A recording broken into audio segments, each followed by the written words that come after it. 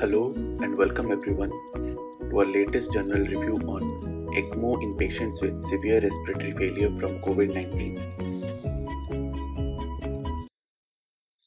Early reports from China, Europe and US on the use of ECMO in patients with respiratory failure from COVID-19 has been limited by modest sample size and short follow-up.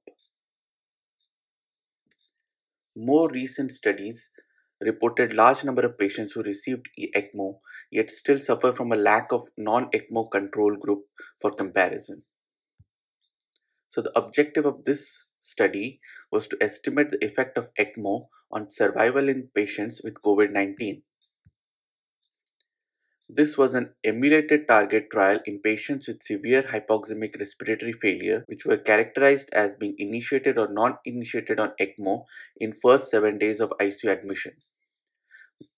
Emulated target trial means that they were trying to emulate a randomized controlled trial while still doing an observational study.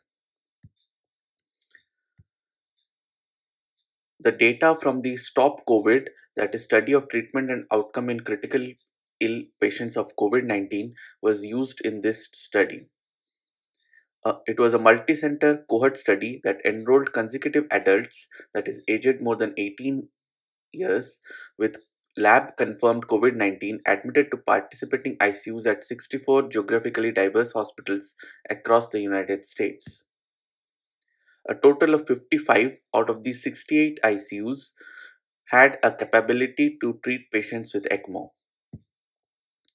Patients were considered to have received ECMO if they underwent cannulation for veno-venous ECMO within 14 days from the ICU admission.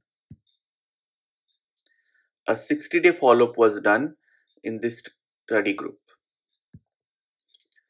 Now, statistical analysis of the descriptive cohort. So there were two types of cohorts. The first is the patients who received only the ECMO, and then there was a comparative group cohort, which was the emulated trial.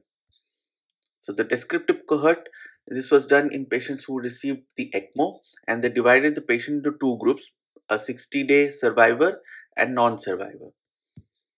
Now coming to the emulated trial, the eligibility criteria for emulated trial was to estimate the effect of ECMO on survival. They emulated the target trial comparing patients who were initiated on ECMO within 7 days of ICU admission and compared it to those who did not. 7 days was chosen as a time period for treatment assignment to provide greater homogeneity between the patients, to allow for more follow-up time, and to be consistent with the major trial exclusion criteria and consensus guidelines. The exclusion criteria were patients who were aged more than 70 years, malignancy treated in previous year, patient treated with veno-arterial ECMO, and finally admission to the ICU in hospitals who were incapable of providing ECMO. Now the target trial emulation. On day 1 of the ICU admission, the patients were characterized in the ECMO group if they received ECMO, and they were characterized in the non-ECMO group if they did not receive ECMO. The same process was conducted from day 2 through day 7 for eligible patients. This approach eliminates the immortal timeline bias that could result from comparing patient initiating ECMO at a later time point. Now this is the inclusion flow diagram. A total 5,122 patients were screened who had a lab confirmed COVID-19. So in the first, coming to the cohort group, this is the cohort descriptive analysis group.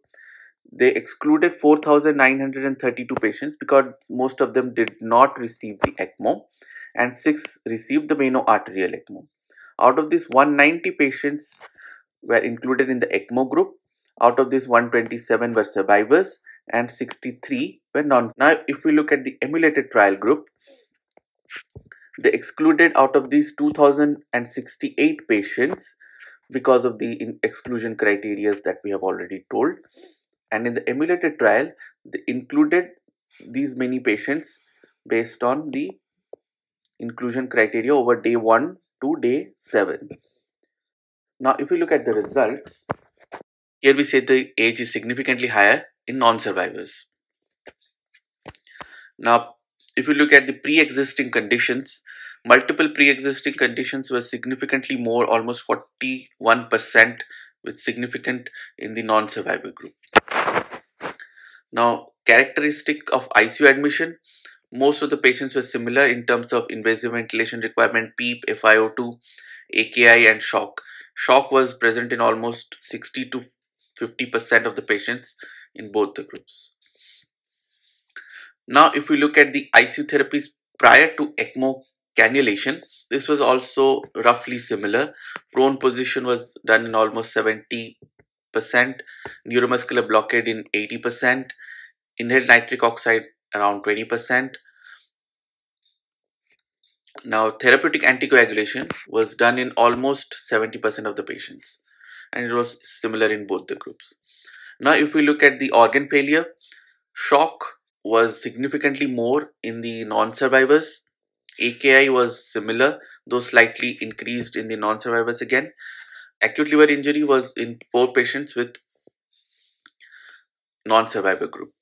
Now, if you look at the characteristics 24 hours prior to the ECMO cannulation, the RESP score was lower in the non-survivors.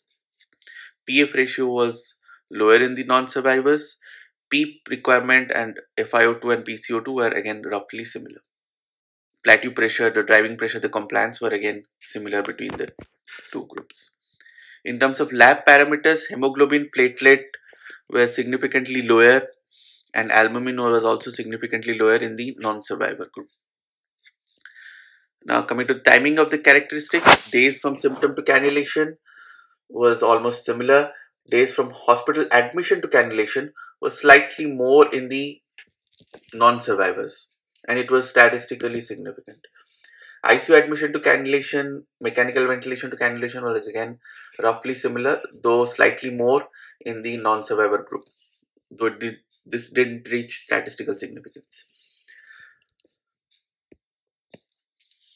Now, if you look at the outcomes, mortality, as this is divided based on mortality, so mortality was mostly in the non-survivor group. Length of stay was more as expected in the survivors because most probably the non-survivors died early.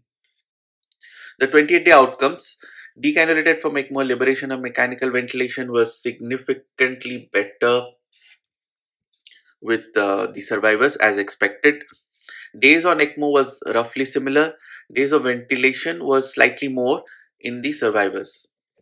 Now, 20-day complications, AKI was more in the non-survivors.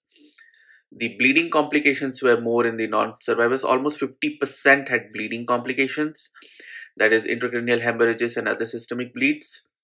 And infection rates and thrombotic events were roughly similar.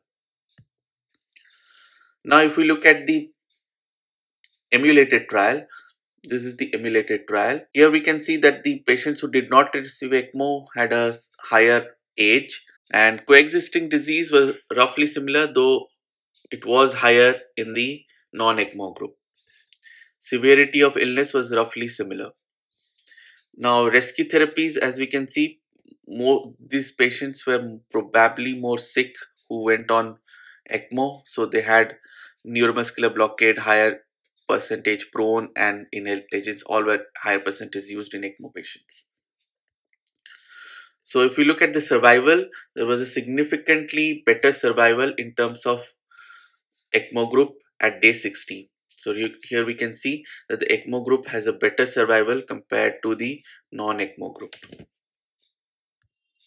So the conclusion of the study was, in select patient groups, severe respiratory failure from COVID-19, ECMO can reduce mortality.